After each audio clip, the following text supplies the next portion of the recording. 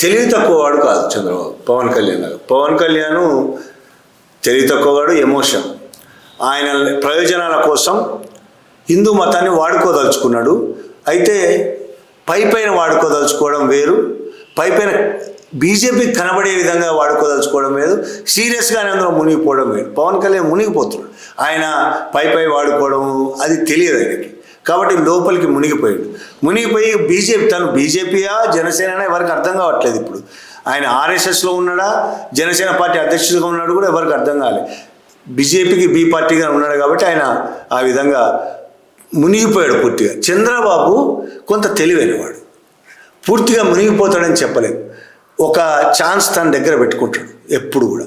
రేపు ఇప్పుడైతే బీజేపీ అధికారంలో ఉంది, వచ్చే పరిస్థితి కూడా కనబడుతుంది.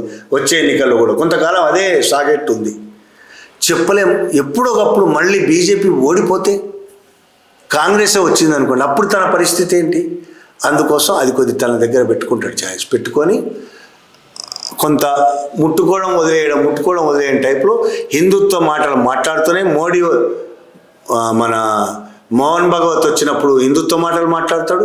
ఇంకో ముస్లిం నాయకుడు ఎవరైనా వస్తే పూర్తిగా హిందుత్వ మాటలు కాకుండా మామూలు మాటలు, మైనార్టీలు ఐక్యత ఉండాలి, హిందువులు ఐక్యత ఉండాలని కూడా మాట్లాడగలుగుతారు.